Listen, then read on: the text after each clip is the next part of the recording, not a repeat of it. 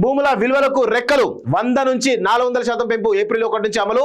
ప్రాంతాల బట్టి సవరణలు సగటున 60% వరకు పెంచే యోచన. మార్కెట్ విలువల హేతుబద్ధీకరణపై అదనంగా 40% రాబడికి ప్రణాళిక అంటూ చూస్తున్నాం. రాష్ట్రంలో భూముల విలువలు పెరుగున్నాయి. బహిరంగ మార్కెట్ కు రిజిస్ట్రేషన్ శాఖ పుస్తక విలువలకు భారీ వ్యత్యాసం ఉంది. ఈ క్రమంలో భూముల ఆస్తుల విలువలను హేతుబద్ధీకరించాలని సర్కార్ నిర్ణయించింది. కొన్ని చోట్ల అవసరమైతే 100 నుంచి 400% వరకు పెంచాలని భావిస్తోంది.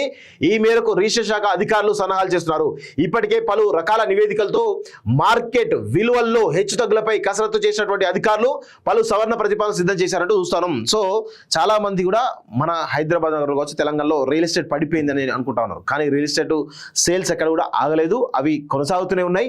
సో ఈ క్రమంలో ఈ యొక్క రిజిస్ట్రేషన్ డిపార్ట్మెంట్ ద్వారా ఆదాయాన్ని పెంచుకునేందుకు ఎక్కడైతే హెచ్చు తగ్గులున్నాయో, అంటే ల్యాండ్ కాస్ట్ ఏమో భారీగా ఉంటుంది కానీ దాని రిజిస్ట్రేషన్ వాల్యూ ఏమో చాలా తక్కువ ఉంటుంది. ఈ హెచ్చు తగ్గులు ఏవైతే ఉన్నాయో వీటిని ఖచ్చితంగా సవరించే ప్రయత్నం చేసి తెలంగాణ రాష్ట్ర ఆదాయం పెంచుకునే క్రమంలో ఈ యొక్క రాష్ట్ర ప్రభుత్వం కనబడుతున్నట్టు చాలా స్పష్టంగా అర్థమవుతుంది.